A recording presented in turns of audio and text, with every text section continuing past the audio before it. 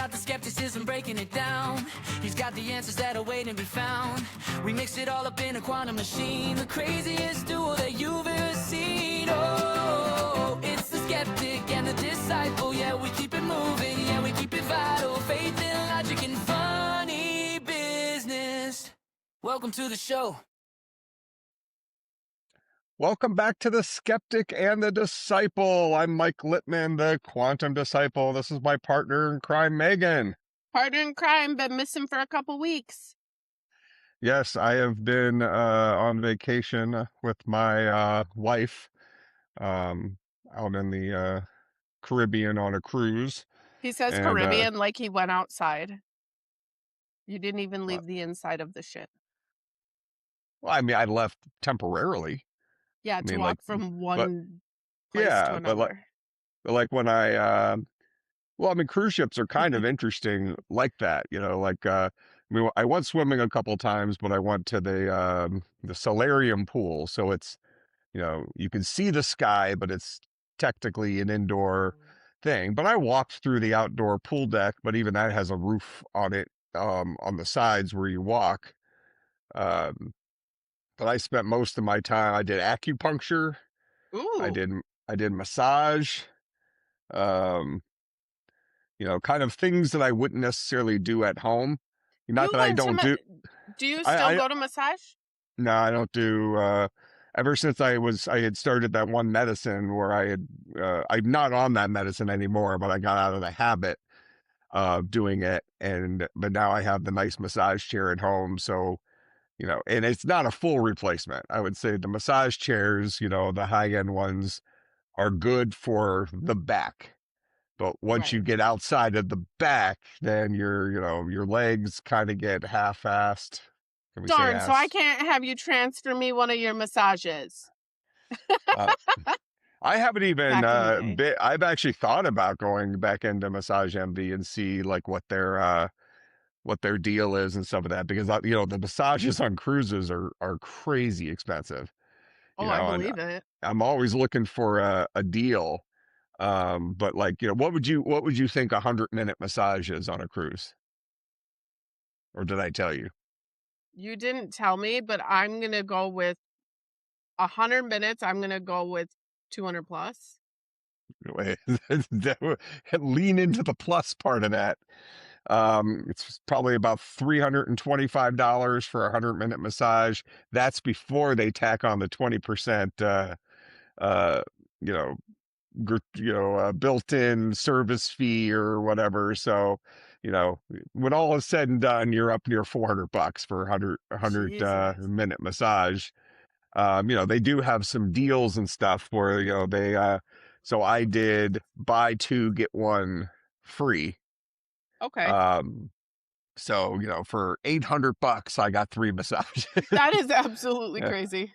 But I suppose when you're on a cruise ship, they can charge that. Well, that's it. Yeah. And they have some deals on port days when like everybody else is off the ship and the spa might be less busy and stuff. But, you know, I thought to myself, you know what, this is something I don't do at home.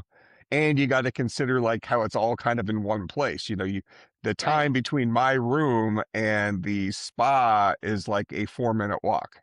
Right. You know, well, is the quality of the massage that price? It was good. Yeah. Better than Ashley, because isn't Ashley who you used to see? Well, and Mandy.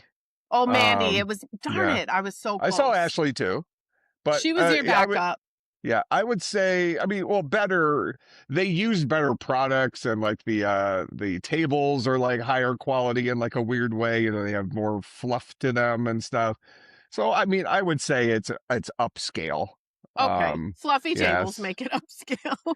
Well, not just that, but like they're using like these elements, you know, products for, you know, different, like those you know, the sports stuff for loosening the muscles or whatever. And then they have, you know, like at the beginning of the massage, they use this brush, you know, to prepare your body for the massage. So like, you know, like little stuff like that. And they have hot stones, but then they have hot Himalayan salt. So like a stone thing made of hot salt. Oh, I didn't know that was a thing. It might not be, but they use those, and it's an upcharge. It might Of not be course. it might not be a thing, And then for the acupuncture, I had to do some negotiation for that because, it was usually 199 per session, but if you buy a package, so I bought 9 sessions, it was 179. Well, what they didn't tell me is they wanted to charge 179 per side. You go on one side, they put all the needles in you, and you're there with like this red light therapy for a half hour, 40 minutes, something like that. And then when you flip, that's a new session, apparently. So they Oh my charged me gosh. twice. Yeah. So Like, you I mean, technically did 18? well, I mean, they wanted me to pay for 18. I didn't pay for 18. I wouldn't I, have either. I negotiated. But- so I got 2 sides for the price of one. Perfect. Look at you and your Um, skills. That's right. But yeah, we had a good time, and Tabby sat out in her balcony. She liked this was the first cruise we did with the what's called the sunset balcony. It's off the back of the ship. So Okay. the balconies are kind of deeper, longer balconies, and um, she seemed to she seemed to like it. So it seems like that's maybe our new uh, room type is a sunset veranda. Which guess what? That's the top tier veranda. Of course. Yeah, of course. I went out in the balcony like 1/2 times. You should know better than, like, you just don't do it once because then you're going to be stuck doing it all the time. Well, she likes it. Like when we first started going on cruises years and years and years ago, we just did the inside room. That gets you on the ship. Right. Once you're in a room, you have the same perks as the people who are in any other room on the ship. I mean, once you get up into like certain room categories, you're inside of like uh something, you're inside of like the suite area and stuff where you might have a butler or a special restaurant or something. But generally speaking, as long as you're on the ship, you have access to the same food, restaurants and stuff like that anybody else on the ship is. All you're So doing it's is not like sleeping the in the room. Titanic where the bottom is where they put the stowaway people that get to eat off. Right. Yeah. I mean, you could buy different rooms, but the lifestyle outside of your room doesn't change. Got it. Maybe certain room categories you might get reserved seating in the theater where you don't have to quite show up as early, to get good seats. Think little perks like that, but it's not like you're eating in the cafeteria restaurant as opposed to the normal dining room or anything. So the Um, theater shows are all included? You yeah, don't pay extra for those? no, Oh, that's yeah, neat. usually for a 7-day cruise, there's usually between 2 and 3 kind of Broadway style shows. That each ship kind of has their own 2 or 3 shows that were made for them. Some ships bring in external things. Royal Caribbean, who owns Celebrity Cruise Line, they have like their own studio where these shows are written and choreographed and all this stuff. So they're Broadway style shows, and that's usually 3 nights of the 7-night cruise, and then the other nights are like headliners. So you might have a comedian, Oh, or singers. There was so that we had a comedian on this each week. Was a different comedian. There's a famous magician who's on this ship. British guy. I don't know if he won Britain's Got Talent, but he was on it. He's a Harry Houdini type of magician. Good act, but we saw him last year on the same ship, and his act hasn't changed. okay. So but it is a good act. And then you get some people who are like formerly famous. You see a lot of folks like that on the cruise ships where, this is kind of maybe their retirement gig. Right. They Like were, they're not quite Vegas residencies, so we'll do cruise ship but many residency of them type thing. were. Many of them were, and we've actually had guys who were in Vegas and are starting back up. So a lot of times you might have like a famous, singer, or yeah, let's just say famous singer who like currently has a run in Vegas, but it's this is their off season. So they do headliner specialty shows on cruise ships or something like that. Okay. That lets them travel a little bit, and they get paid to do it. So Sweet. yeah, sometimes you're getting some pretty high end people, like piano players. Um, yeah. So usually 4 nights is those kinds of shows. Okay.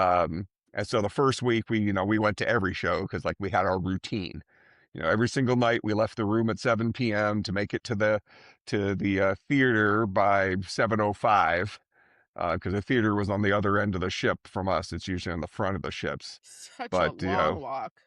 but we got our steps in, but we get to the theater by Mhm. 7:05 to get my seats in the back that are, they're like bar seats with bar stools. So I have a Oh, nice table in front of me to hold all my drinks because I'm going down with a double pour of Silver Ghost Cab. And then as soon as we sit down, I'm looking for the drink people, and after the couple of days, they got to know my order. So two Silver Ghosts and two Avions. Because I got 2 drink packages. My wife's on a drink package. I'm on a drink package, but my wife doesn't drink, so you she do. gets the Avion. She gets the Avion. And they'll only bring you 1 drink at a time. One So alcoholic drink at a time. I so could you order cheat. like a. Well, I don't cheat. I'm paying for it. That is true. These drink packages are like 80, $90 a day per person. So you're literally paying this extra money just so you could have 2 at a time because you still get the same amount of drinks, don't you? Oh, right. No, they make you. Yeah, the policy is everybody for the alcoholic package. Everybody in the room has to buy it, Oh, so you got don't it. have one person sharing drinks with everyone else.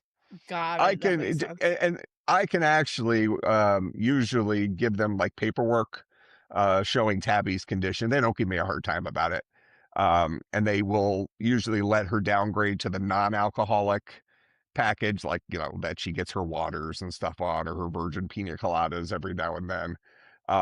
But what ends up happening is we usually get such a good deal where it ends up, because of the way they refund it and stuff on the ship, it ends up being almost a wash because they're making her pay top dollar for the um the normal the non-alcoholic drink package when we got like the Black Friday sale for the So alcoholic then one. essentially it's almost worth you being able to just not have to deal with ordering more drinks at a time because Yeah, I it's a mean, wash. I'm not saving any money. So the fact that I have 2 cards, each with an unlimited drink package on it, means I can order two glasses of wine at the same time, and they'll And bring not it have to to me. wait. Now, most of the guys, once they get to know you, they don't care. Right. They bring it, but they're sticklers initially because they don't want people to be sharing drinks and stuff. But that was That my makes sense. routine.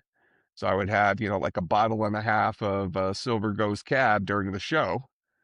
And then we'd walk to dinner, and on the way to dinner, she would pick. There's 4 restaurants, 4 different restaurants you can go to for dinner, and she would pick the one she wants. There's a French one, a Mediterranean one, an Italian one, and like an American um, style one. But so she'd pick the one that had the atmosphere she wanted that night. Oh, And then we go there, and then the wine sommelier would come over and you know give you 2 more start each. well, no, they just keep it poured in there. So they watch my Okay. glass, and as soon as my glass gets below half full, they got to top that thing back off. Well, that's fancy. I'm gonna need to check out one of Yeah, these cruises someday. yeah. But it was we had a good time, and there was no issues on the ship, no hantavirus Hantavirus. or anything. Everybody did fine. But so today's topic, very, very Dun dun dun. controversial. Oh, Dun, dun, oh dun. gosh. Did you even before you disconnected, before we started, did you even hear what I said that the topic was? Yes, I did. Oh, that's not what the topic I is. figured it wasn't. but but the fact that you disconnected immediately after I said that was pretty funny. I asked him what Um, the topic was today, and he said something very controversial, and then my internet kicked out, and I lost connection and vanished. so but okay, so I do actually think the topic today is pretty interesting. I don't know about controversial, but it does make everybody kind of think. We've talked about AI several different times now, and obviously it's in the news all over the place. And I'm going to be talking about it from a very different angle today. Um, you know, Now we have so we have these agentic AIs that let you do all this stuff. We've talked a little bit about that, and they've gotten ridiculously good.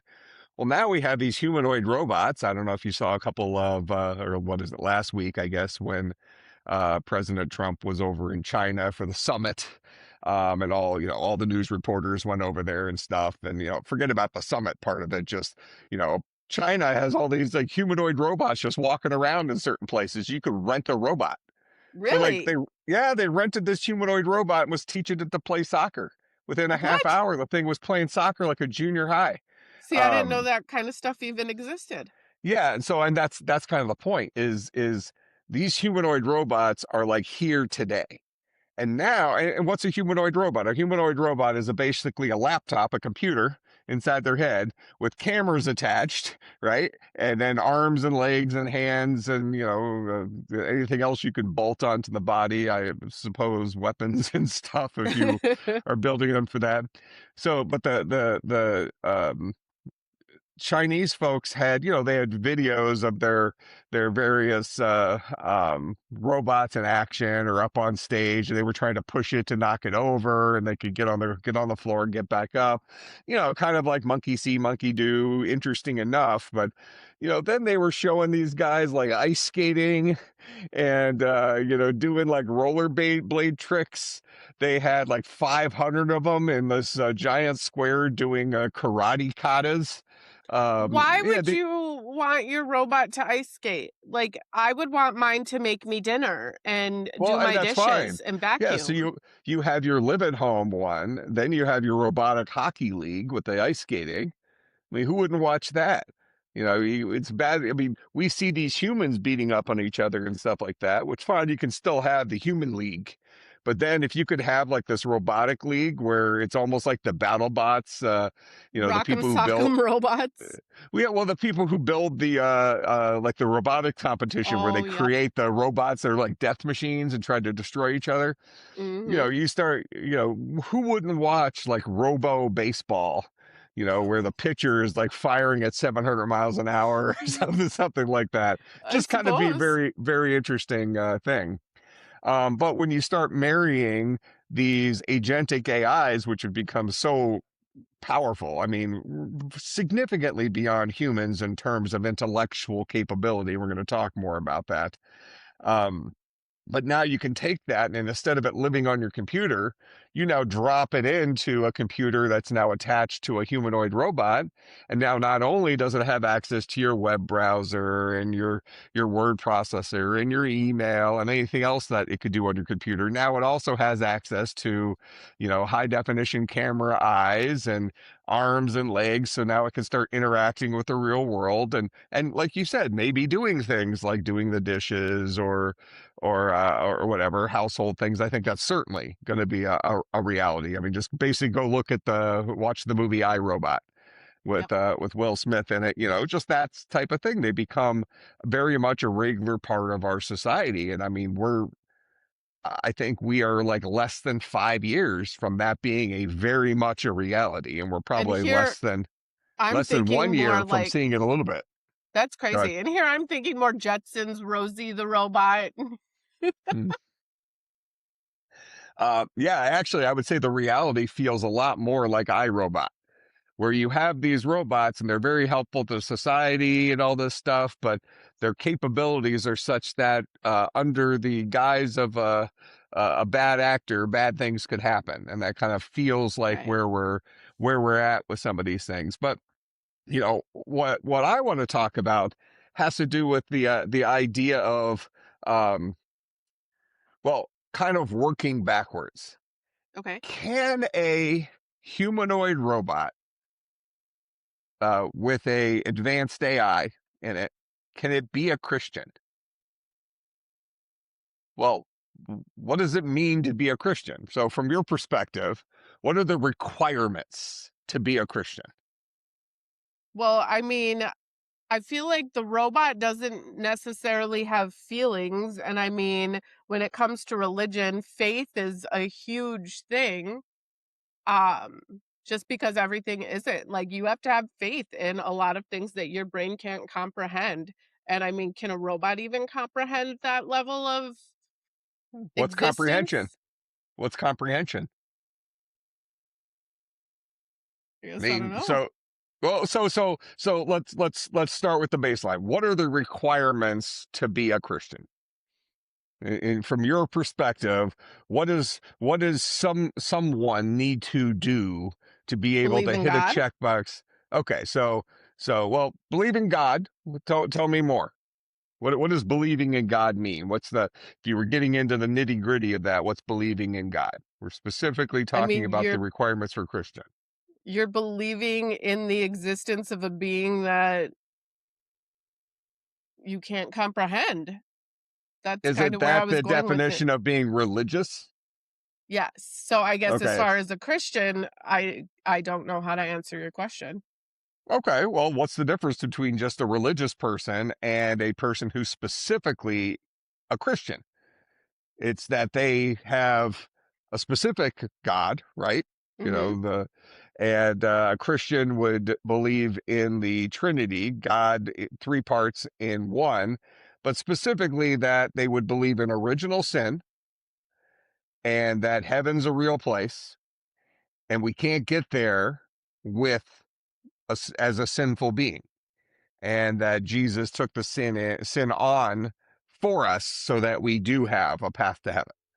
But So how is that necessarily just Christian? Because Catholics are the same, have the same belief in the Holy yeah, Trinity and all of that too. So how do yeah, you? Catholicism would be a denomination of Christianity, just like Okay. Lutheranism is a denomination of Christianity. Even within Lutheranism, you have, LCMS and Wells and ELCA. You have different, brands in there, and Okay. not all of them agree. In fact, that's kind of the purpose. The reason we have so many denominations within Christianity is they, in my view, fight over silly things that are not uninteresting, but they are not required for salvation. So core Christianity says that we are never going to be good enough to get to heaven ourselves because we are full of sin. And Jesus died for those sins so that we can get to heaven. Okay. Everything outside of that is not a requirement for salvation. That doesn't mean it's unimportant. It doesn't mean that we shouldn't still do it. It doesn't mean we shouldn't study it, but it's not a requirement. So if we say that the baseline requirement to get to heaven is to accept that we're not good enough. Now, so why are humans not good enough? What occurred that put us into a situation from a Christian's perspective that said you can never be good enough? You are now full of sin. Adam ate the apple. Yeah, so we had original sin. We're now, since all humans are from the seed of Adam, through inheritance, we have, people today. Their father was the son of so and so, was the son of so and so, yada yada yada. And even though modern society would be descendants of um, Noah and his family, because that would be post flood, and that's a whole nother discussion, and there's papers on that we have up on the site and stuff. But point is that somewhere way back we have original sin, so now by definition we are sinful beings. So being Christian is accepting that no matter how hard we work, it's never going to be good enough. That doesn't mean don't work. It just means Right. that there isn't an amount of work that will earn your way in. So that's not the pathway to heaven. So Jesus himself said the only way is through him.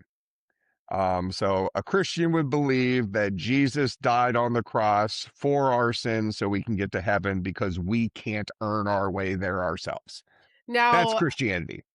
a But robot, though, obviously, a robot is basing itself off of the knowledge it can learn as to either what it's been programmed or what's provided on the internet and whatever. And I mean, there's so many different variations of stories out there and people well, changing things. And how do you do put that robots in a have sin? robot? Let's start with that. Do robots suffer from original sin? No, because, well, they Where did weren't a robot come from? the seed of Adam.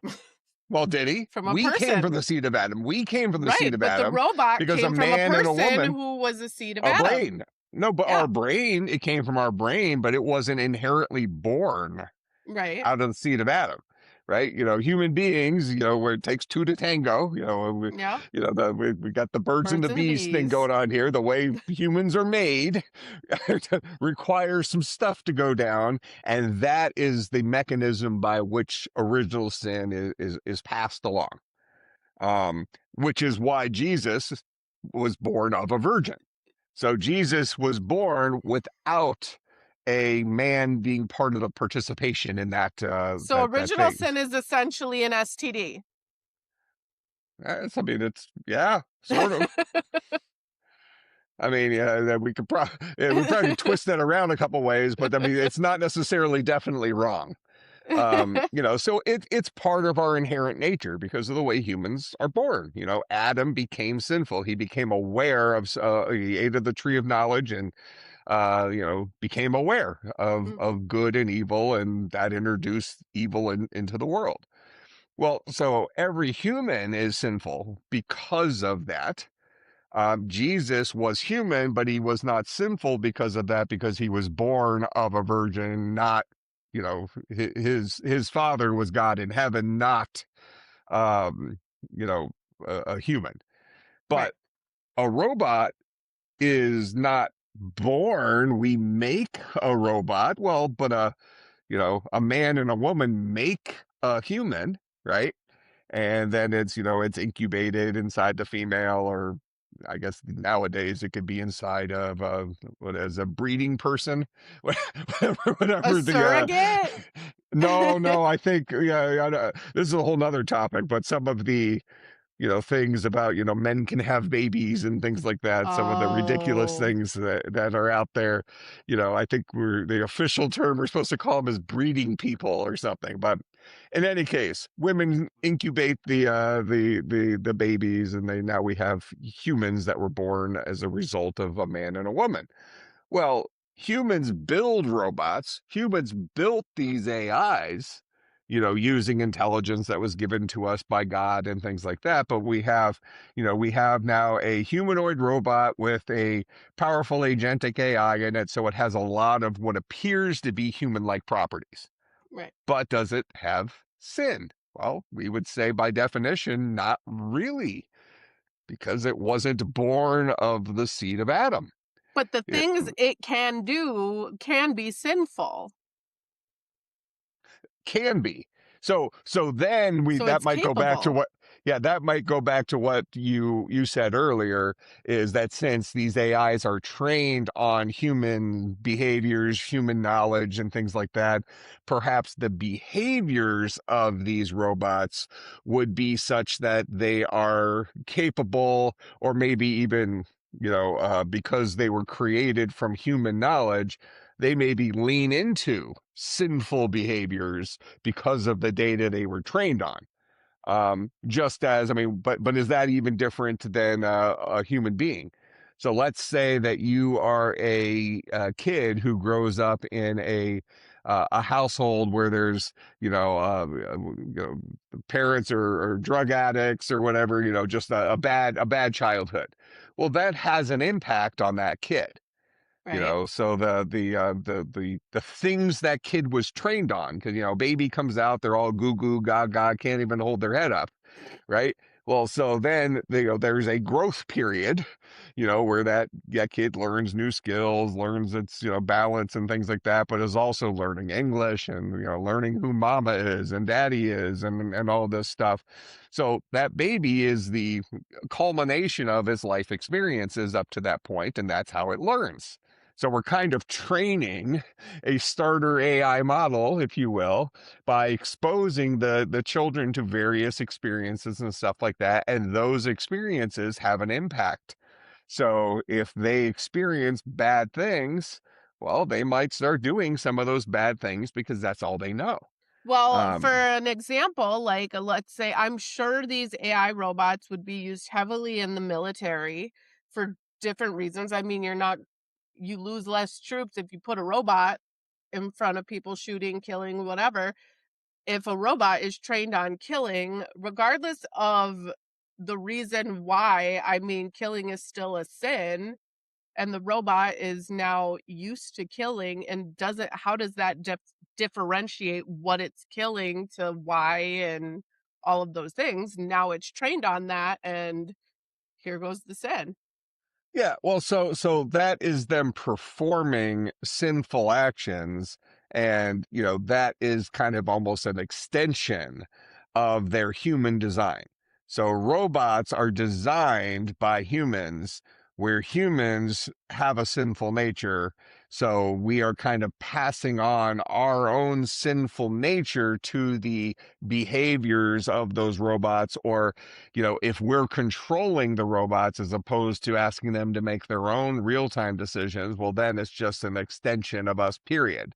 But Right. now, as these AIs are getting, quote, smarter and smarter, and they're making their own decisions, they're thinking through problems and solving complex problems that would take, thousands of human beings, and they would be very error prone and stuff. So frankly, these AIs today are performing many, many tasks at levels well beyond what even our most advanced humans can do. Or it's if we think about computer programming as an example, only your top tier computer programmers are going to see some of the things that the most advanced AIs are producing and saying, oh, I could have done that a little better.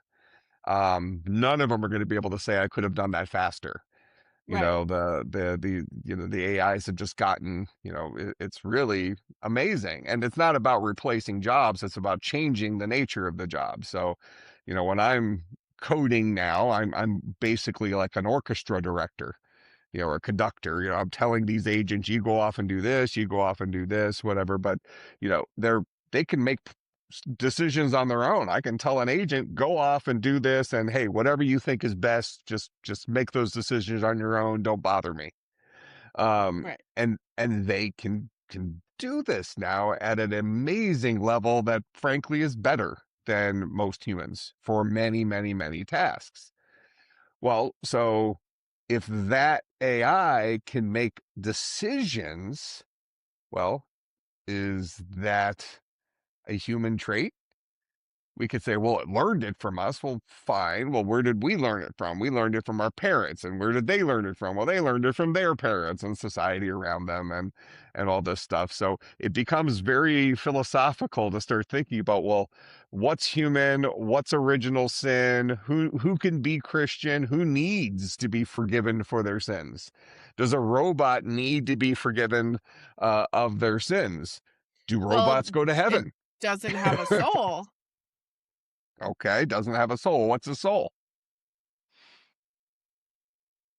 One of those things that you can't comprehend. And that's fair. I mean, that's a good answer. I mean, like, I feel strongly that I have a soul. Like, my soul is me, Mhm. and this body that I'm in is like the vehicle that I'm in during this period of time. So, I guess as long as I'm alive, it's kind of like my vehicle still has gas and the engine's running. Right. That's, yeah. And when I die, my vehicle is out of gas and or the engine's no longer running. And at that point in time, my spirit would leave the vehicle and go wherever spirits go. I would believe to heaven. And I can't get there on my own unless I have accepted Jesus's gift for dying for my sins so that they'll let me in. But I feel like Um, as a robot though, I mean, you push a power button and it's gone. It's not like it's just yeah. going to like ascend into heaven. It's just gone. It's off. But so is there an aspect though, like, it starts, and the starting point here is we're not going to come up with an answer to this question. It's more about we're asking these questions to be a thought-provoking thing, because we are going to start treating robots more and more like humans, and people have already been using them as psychiatrists and Well, I mean, the way psychologists I and talk to things like my that. Alexa, I don't want to say it too loud so she doesn't hear me and start talking in the background. But I mean, you talk to her kind of like a human, the way they've upgraded her software and stuff. Like you can have a full blown conversation with her and she even will, I guess, pretend to have emotions Yep. behind things that she says. And So even I that, what's an emotion? I mean, right, we've studied human brains and stuff, and different parts of the brain light up when you feel, happy or sad, different emotions. We see them effectively represented as electrical signals inside the brain and stuff. So, I mean, are we effectively biological computers? Just a few minutes ago, I referenced my physical body as a vehicle that my right, spirit rides in. So, I mean, we are computers made of biology, right? Instead of zeros and ones, we have DNA, let's say something like that. So our complexity is found in our design, and that's where, my background in quantum computing, you start seeing kind of the fabric of reality. Um, and you see that design where it's, you know, we just know it's beyond us. A human right, being could not have built that design. And we think of ourselves as being pretty smart. So it, at the very least, seems pretty unlikely that this design happened by chance. right, Something pretty smart, something pretty intelligence, pulled some strings in order for these things to align the way they align. But we don't understand them. They just are. um right, so we're a biological computer. We have created, human beings have created digital computers, which is our, approximation of intelligence in the beginning, or at least if, as a super calculator. And now with these AIs, they're able to work with data much more like a human does. you know right. Well, and they can even, in a sense, reproduce because a computer could essentially build another computer. Well, the AIs, I mean, when I'm talking to one of my AI agents, he might say, hey, I could do four of these things in parallel. So I'm going to spawn three copies of myself and have each of them go off and do it. You Right, know, so I mean, there's a lot of things we look at that become kind of superhuman, but not necessarily disconnected from what we would call a life form. right. So, Now, I am then you, curious. You yeah, were talking about the brain earlier, and there's always that concept where we only use 10% of our brain and how our brains are yeah. capable of like so much more. What is your take on that, I guess? I mean, it's been pretty much debunked. I think that humans use their entire brain across all their different things they do. Just different parts of the brain light up for different things. You Okay. know, I don't necessarily know if we're capable of things beyond what we see. Um, I mean, in the Bible, Jesus says that, even the faith as small as a mustard seed, and mustard seeds are super tiny, can move a mountain. Well, what does that mean? Does that mean that, locked inside of us, if we have faith so strong, we can have, make things happen, make miracles occur in the world? Well, I don't know. That sounds kind of cool and sci-fi, but, is that a pipe dream where we can never get to that level of faith? I think it feels more likely that Jesus was saying, that even this little amount of faith can do amazing things. Right. So, you know, the faith is something that is achievable, but maybe not even that much faith. So this could be something that humans aren't capable of, but we've done, I know our governments and stuff have done studies with like remote viewing and things like that. I find all that stuff fascinating. I don't know what's real and what's not real. I think that there is some concern, um, like when people go to like mind readers, or, the folks who try to, speak to the dead. I think you're exposing yourself to pretty, potentially demonic forces. So, Right. you know, I believe that there is real evil in the world. And I Well, so I believe there's demons in the world and there's demonic forces. So it would not be beyond a demon to start pretending to be Grandpa so and so and talking to you. I don't well, know. I mean, go ahead. Sorry. I was just gonna say, I feel like yes, there's like all this movies and whatever, but like the Pope, the Vatican, like there's all this. They wouldn't have people who do exorcisms. They wouldn't have people that study the demonic stuff and Hmm. actually work for that Sure. if there wasn't a sense of reality to it. I feel So, I like, mean, are you asking me if I believe like people get possessed? well, you brought up the whole believing in demonic stuff, and I'm just saying, Hmm. like, there obviously is some sort of demonic something out there. If, I mean, the Vatican is employing exorcisms and doing all of this stuff, they don't just do that for laughs Or and maybe giggles. it's a good way of making money, kind of like the Ghostbusters. Oh, You look at the Ghostbusters movies, maybe ghosts weren't real and they falsified the entire thing. Now we know the truth about the Ghostbusters that, I mean, the you know, Stay Puft Marshmallow Man was on top of the Empire State Building. I'm pretty sure you can't miss that. he was walking by the Empire Oh, State Building. who was on? Yeah. Doesn't he climb up on The, top? Something climbs no, up that on was top. Gozer. Oh, okay. Gozer, Yeah, you're right. um, but the point. So if you were to ask me, do I believe in demonic possession? I would say 100%. Now, that doesn't mean that every single time somebody appears to be possessed, that they are Correct. possessed. Right. I do also think that mental illness is a real thing. There are people who Absolutely. have schizophrenia and significant challenges that might look, like evil when it's actually something else. But I do think that evil does exist, and I do Right. think that there are some possessions that are real.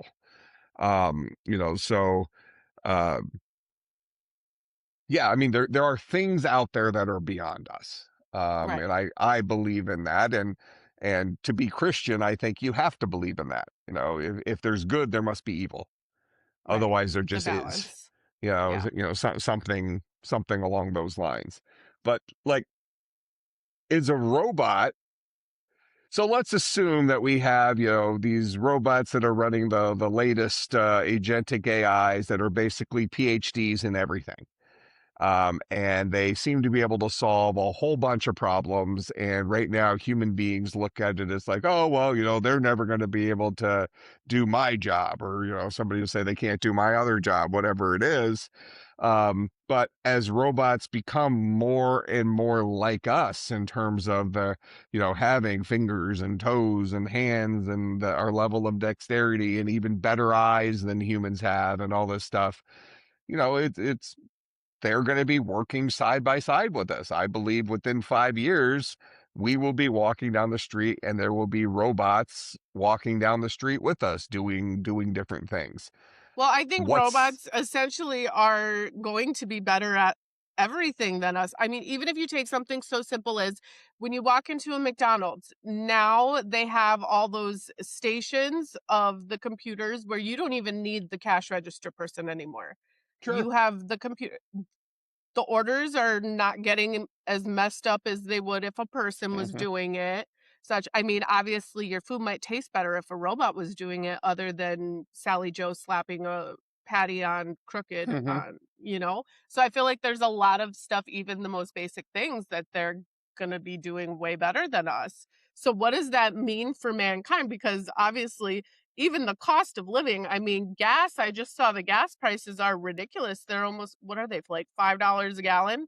Yeah, Something like here in that. the It's the Midwest, right? They're obviously a lot higher in other places. like Yeah, but the cost of living, everything goes up. Well, how does that work when computers start taking over jobs? well, I mean, we've seen this happen in the past, though. What happened once everybody started replacing their horses with cars? Now the world became a smaller place. What Right. happened once we replaced, traveling overseas by boat with traveling by plane? The world became a smaller place. So, but we still adapted as people. We surround ourselves with tools, and AI is a tool that's good for certain problems and not good for other problems. A robot is also a tool. Now, when we start mixing these things together, we're almost there. There's an aspect of the creation of these AIs and of robotics and putting them to get together. There's an aspect of that starts feeling like, are we trying to be God? And I think part of that comes down to maybe motivation. like, why are we creating the robots? Are we creating them to serve us? Are we solving a real problem with the robots, or is it one of those things that, oh well, we can do it, so we should, we always asked if we could, not if we should. Jeff Right. Goldblum from Jurassic Park. um Mm-hmm. you know so we talked about the soul, and the soul is something that is difficult to describe, but I feel like all humans have. At the very Right. least, I feel strongly that I notice my soul through my conscience, I Mm-hmm. guess. Like we know right from wrong, and that came somewhere. It came from Right. somewhere. Now, Emotions can a too. robot have emotions? At what point, we learned emotions from our parents, right? Or we at least learned emotional responses. But babies will cry, babies will laugh. So there's some innate things in there. But as we get older, you kind of learn what's okay to laugh at versus, even if you found it funny, do you hold it inside, stuff like that. You know, we could teach robots the same thing, right? Yeah. They could just completely observe everything that's going on around them, just like a human being does. They pay attention to the context of a conversation and things like that, and they're thinking about the timing of when they're going to say something or whatever. A robot can do the same thing. So, Mm-hmm. are they human? What makes someone human? We talked earlier. What makes someone Christian? Well, it means they believe they're not good enough, and Jesus died for their sins so they can get to heaven. That's what makes you Christian. We ask, does a robot even need that? Is a robot, does he come with original sin, or does he behave as just as humans program them to behave, or program their decision engine, their, neural network, their AI, to behave a certain way, but they're still making decisions by themselves, it seems like.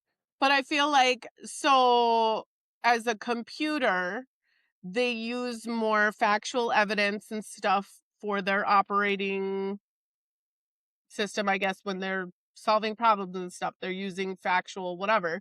Well, I feel like robots are going to have a stronger capability of knowing the actual facts of history than we are capable of, because I feel like there's so much, I don't know, back and forth as to, is the Bible even real? Man wrote it, the manuscripts or whatever.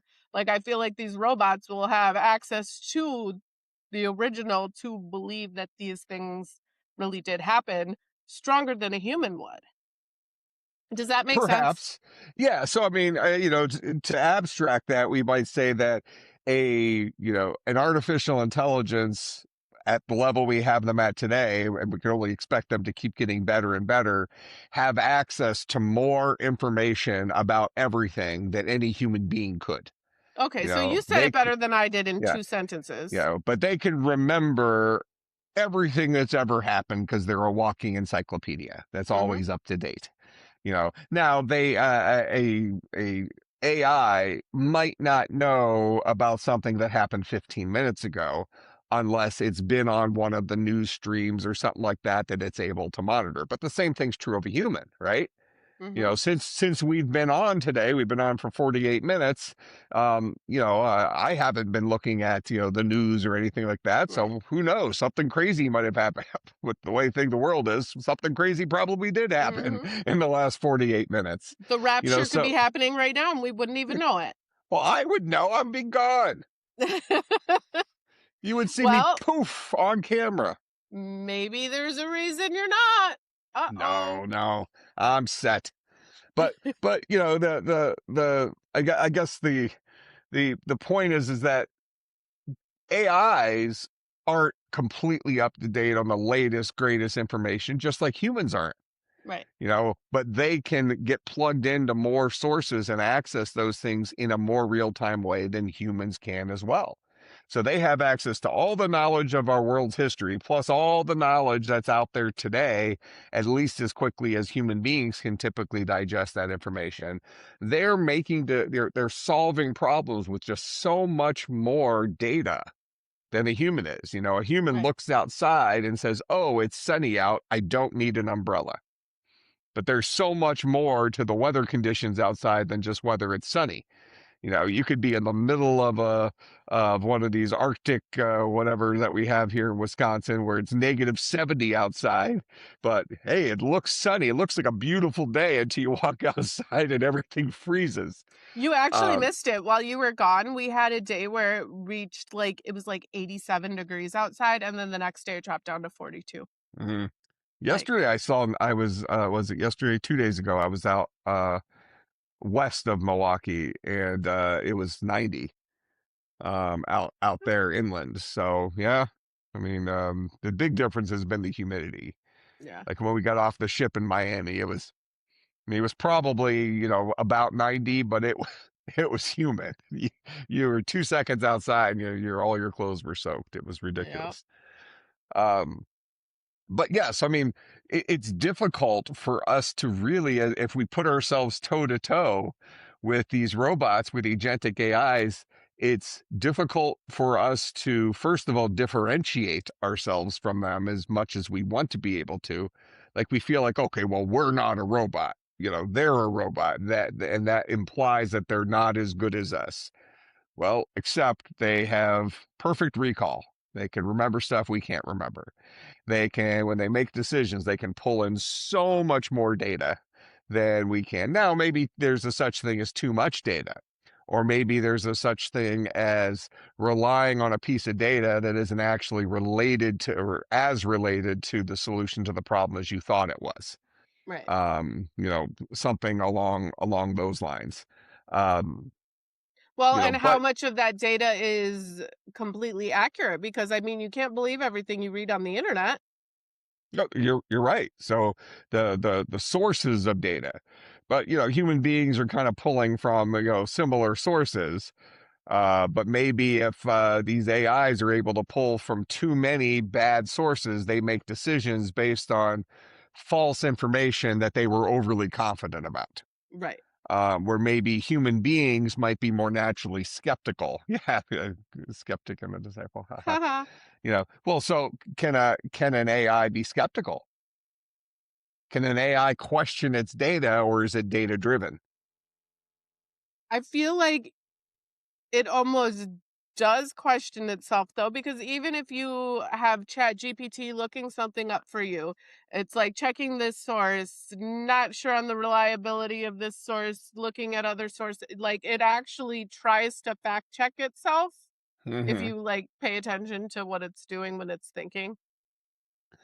Something else that and part of what makes this so fascinating to me, just in my field, is that I'm extremely pro AI. Oh, me too. Much more so than I so for the audience, I run a computer science department at Concordia University, Wisconsin.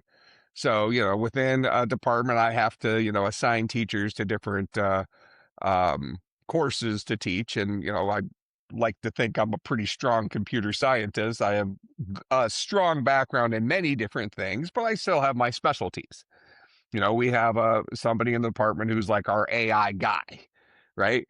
And I'm much more up to date on the latest AI stuff and things like that than he is, because that's my hobby as well as my profession.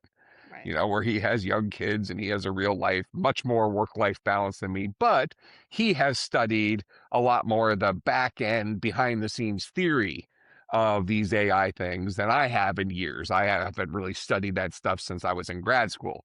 Um, but as our AI guy, he is not that pro AI. He's very skeptical of AI. He's very cynical related to AI. Now, while I can say, well, that kind of bothers me that he's not all in, but don't we kind of need those people? I mean, if you Yeah. have me and I'm sitting here saying, hey, the stuff I'm doing with AI today, I'm using tools that, are different than the tools you're using. I'm using stuff that people are probably going to be much more commonly getting involved with in like 6 to 12 months.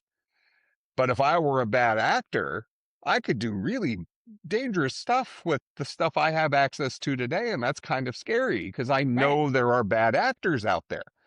The world's a scary place. Mm-hmm. So if I could do it, just because I'm not doing it doesn't mean the guy down the street's not going to do it. Right.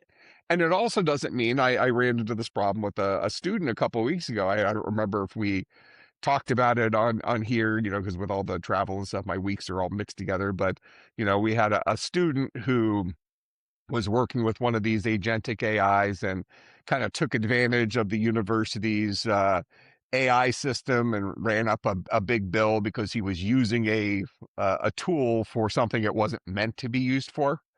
Okay. And I didn't I hear met this. with the student, nice guy, quirky, but I can see a lot of me in him, where he's obviously very smart and Right. he's used to always being the smartest guy in the room. And as you get older, you gain an appreciation that intelligence comes in different forms.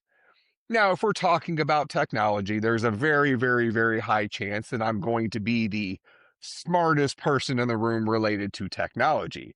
But the second you start throwing in different subjects, I might be the dumbest person in the room, Oh, I know right? that. Yeah, so intelligence comes in all of these different Mm-hmm. formats, but when you're young and stupid, you think just because you're great at what you like doing that you're smarter than everyone else. So is that why you always, when I make comments how your IQ is higher than Einstein's, you're like, well, that doesn't matter. Right.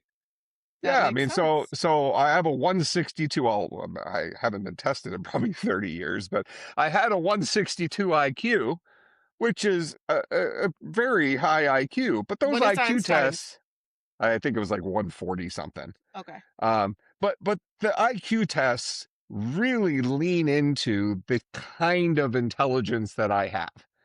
There are a lot of pattern matching, a lot of kind of mathy engineering-y type of things where Ew, I don't think they math. do. They don't do nearly as good of a job at measuring, you know, um, maybe emotional IQ and things like that.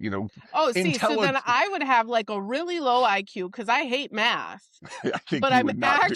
You would actually struggle on an IQ really test. I smart. think. I am actually really smart. I just And probably would not and have a you very are, high and IQ. that's kind of what I see that in you, and that's why you're a good resource for me sometimes. I'm not coming to you to ask for a solution to a math problem. No, You know, you're not please the don't. person for that. But I'll Nope. come to you as a sounding board on other things that I might be missing stuff because you have a personality more like mine. I'll go to Tabby to get feedback on that same stuff because she has a personality that is kind of contradictory to mine, but she's very logical. So I'll get all the details from her that I wasn't considering. Right. Where from you, I'll get more of the emotional response to it. Yeah. And both of those things become valuable information for someone like me who doesn't know what they don't know. We Right. all, I think, whatever we're good at, we think that's what's most important in the world. Mm-hmm. And everything else, oh, that's not important because it's not fun. It's not of interest to me or whatever. But none of Yeah, us know math. what we don't know. Um, so you'd actually be surprised how easy math is once you understand what the teachers are actually trying to teach you. Well, what they should be I feel trying to like teach you. I feel like I would be more susceptible to learn as an adult than I was as a kid. I feel like I don't remember anything I really learned Mhm. as a kid.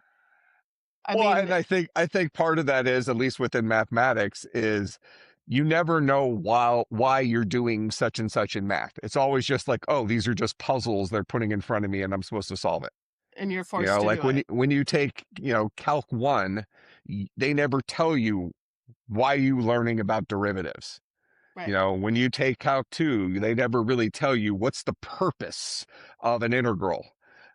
These just sound scary. And then when you see the math formulas with the extended S, the integration symbol, people just start crying and run away. Mm-hmm. When actually, you know, Calc 1 and Calc 2, those two subjects put together are all about how do I calculate the area of shapes that are abnormal. We could figure out how to take the area of squares and triangles, but what if something looks weird? What if it's like a curvy thing with stuff around it? Well, See, we now have I to don't have, need that. AI does that for me. well, and we haven't needed it for a while for most of our professions, but you go into a profession like engineering or something like that, especially when you match up against an engineer who's like maybe building a skyscraper. Well, up against that, you also have, designers who are creating really cool looking things from the outside of that. But now you got to work with engineers to make sure you're using the right materials Right. to still be safe. We have Right. these buildings, these giant buildings made of glass. Well, that's great, but do you really want to have a wall made of glass if you are 1,000 feet in the sky? You're No. one trip away from a one-way trip.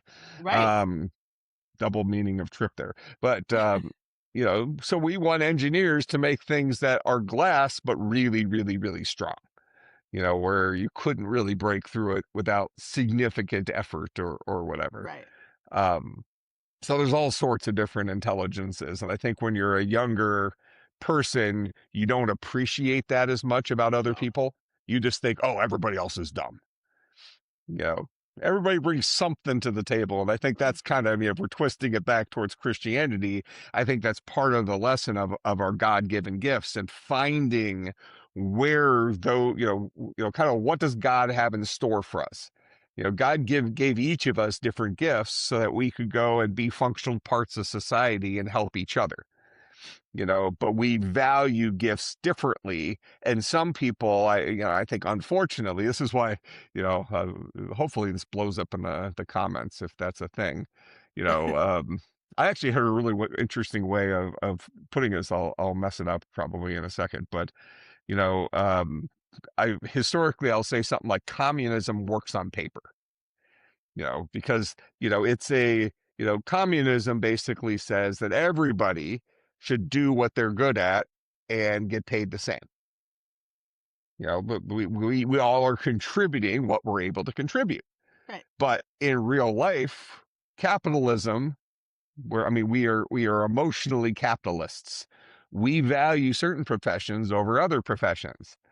Mm-hmm. For example, we might say, well, a brain surgeon should make more money than a janitor. And then I'll always ask, I don't remember if I've had this conversation with We you or have. not, but okay. But I'll ask the question, who saved more lives, brain surgeon or the janitor? And Mm-hmm. most people immediately respond with, oh, the brain surgeon, obviously. Right. No. I mean, if we didn't have janitors cleaning up all this bacteria and stuff, we'd all be dead from, catastrophic spread of diseases and Well, stuff. even garbage men. I mean, cleaning up the filth of the world and disposing of it. I mean, if there were no garbage men, what would the world Absolutely. look like? But what we do value is, and this kind of starts coming back towards robots, what we do value is specialized training. That brain surgeon went to school for a long time to learn what he needed to learn to operate inside of people's brains. And Right. then he also had to do quite a bit of practice, hopefully working under someone who had more experience actually operating on real brains where, it takes, I presume, a very steady hand and all this stuff. Well, now you're starting to get into things that, hey, a robot's going to have perfectly steady hands. Mm-hmm. A robot's going to have better vision than we can have. It's going to get real-time signals instead of a human being getting the signal through their eyes. They're watching a screen and then digesting it through their eyes. It could get Um, into areas that maybe a human can't reach. That's it. Yeah. So, frankly, would you rather have a robot surgeon or a human surgeon? Probably a robot. I mean, human Depends. surgeons do use robots to Well, but now, assist with surgeries. So at right. some point, I can totally see the robot doing the whole thing.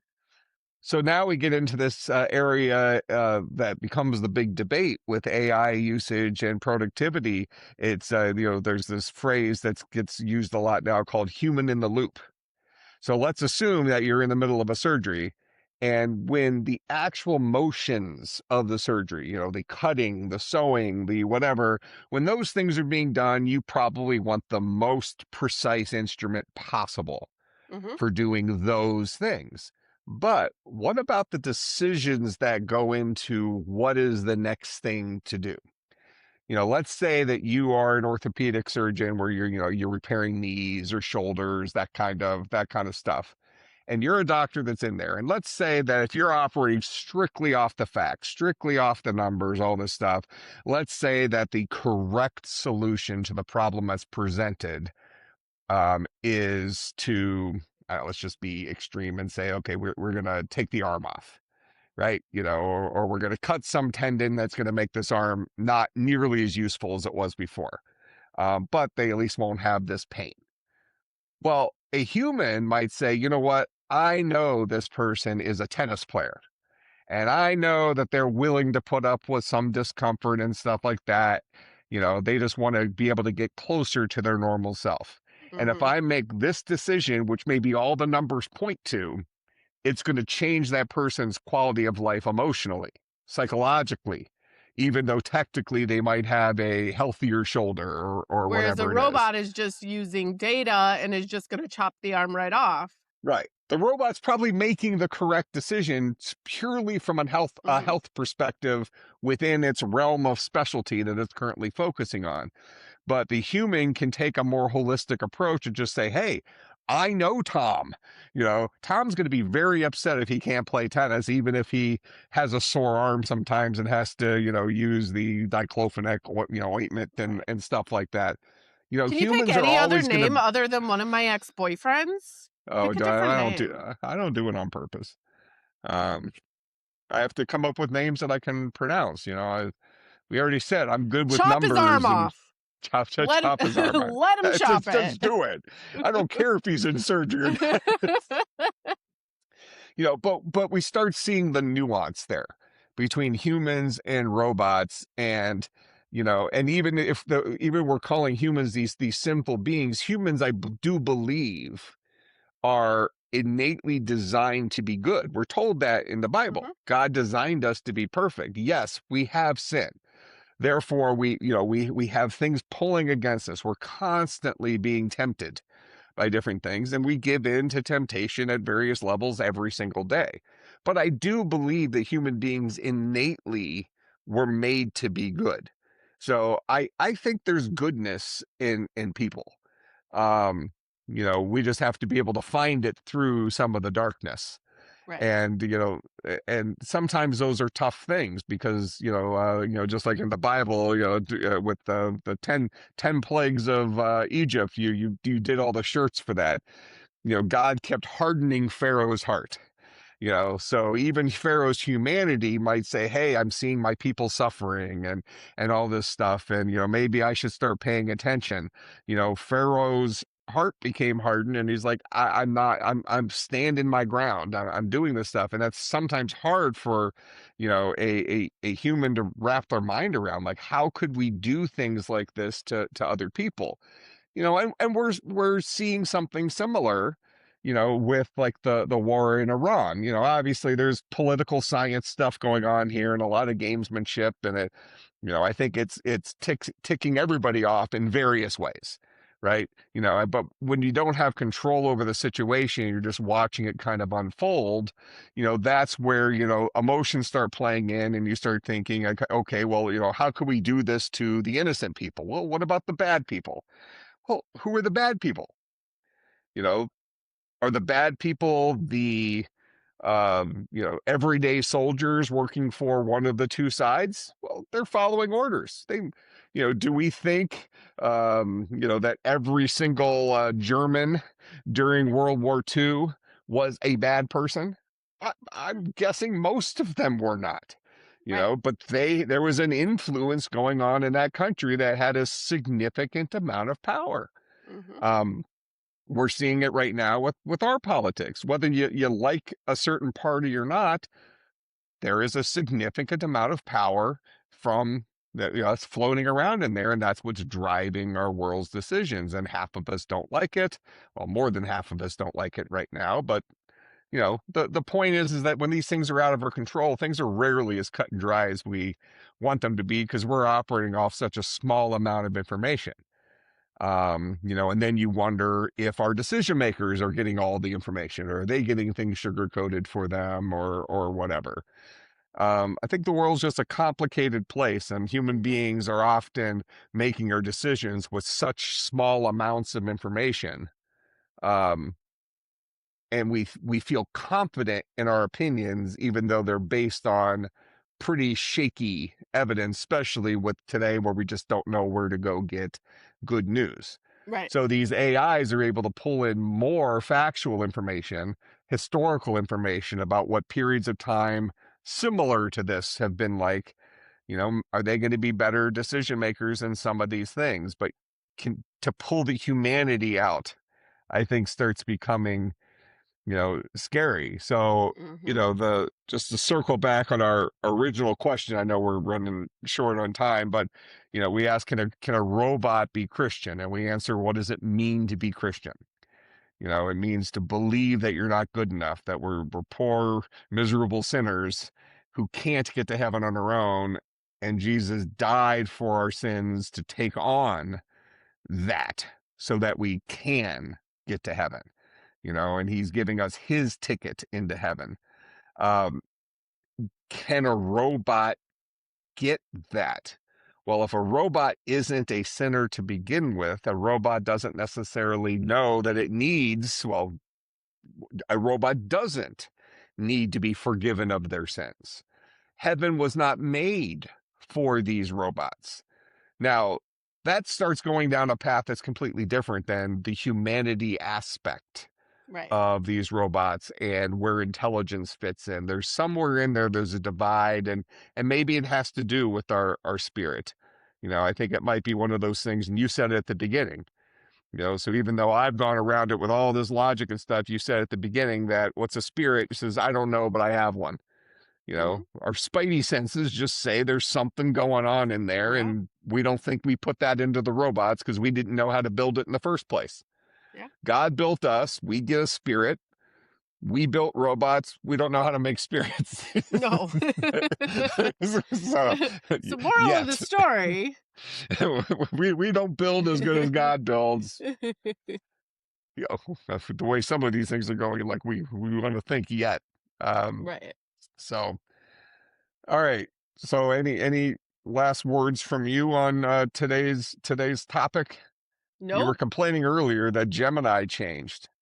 No, I wasn't complaining. I haven't checked it out enough. I don't use it as much as I did. I use them both every day, but I don't use it as much as I did. Now ChatGPT is my preference, so I haven't really played around with it, but it's changed. So I'm curious how much it's changed Mhm. because the last ChatGPT update was like night and day Yeah. different. And that So, was specific for doing graphics, because you yep. used to really like the way Gemini did graphics, and then more recently, ChatGPT, the OpenAI people, did a major update with their graphics capabilities. And Um, major you like know, preschool to college. yeah, yeah, yeah. And I was just reading about it yesterday with Gemini, so I haven't messed with it yet. But this goes along with what you've heard me talking about with these agentic AIs, where the three big boys, Mhm. Anthropic, the makers of Claude, Google or Gemini, which is Google, and ChatGPT, which is OpenAI, they're all in the agentic AI space, and they all have effectively unlimited money. So they're trying to one up each other. And Google had a big announcement yesterday with Flash 3.5.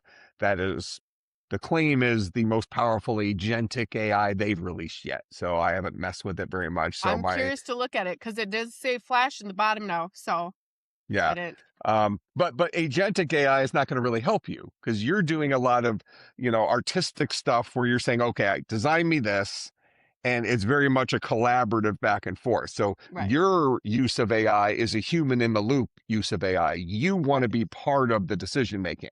Oh, Where, absolutely. yeah, where agentic AI takes a lot of that away, or at the very least just comes back and says, hey, what's next, boss? That kind of thing. So Right. really, you wouldn't use agentic AI to go and to design the graphics you're using. You're using the same brain that agentic AI uses. You're just saying, I'm going to have one off back and forth with that brain.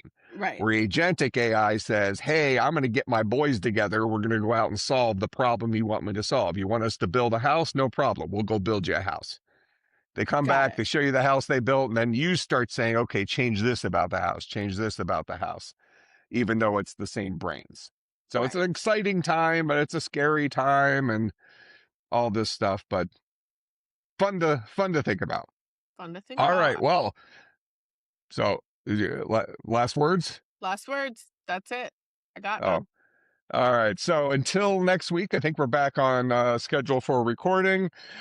This has been the Skeptic and the Disciple. We really need like a good sign off. You know what? Like keep praying or something like that. That doesn't seem right. That feels like No, weird. that just We'll come up with it. We'll will, come up yeah. with it. All right. Like, subscribe, ask questions in the comments. Megan usually reads them and then tells me when I need to go answer them. So feel free to answer, ask logical, theological questions, or if you want to know about how Megan does some of her artwork and stuff like that, feel free to ask that. She likes to talk about all And her stuff. exciting news. We hit over 1,000 subscribers. So thank you, everybody. Oh yeah, thank you. 1,000, and that's 1,000 on both platforms, right? Yep. Both platforms. Yeah. Oh, awesome. All right. Well, until next week, this has been the Skeptic and the Disciple. Take care. Catch you next time. Thank you for watching. Like, subscribe, and question everything except the subscribe button. See you next time.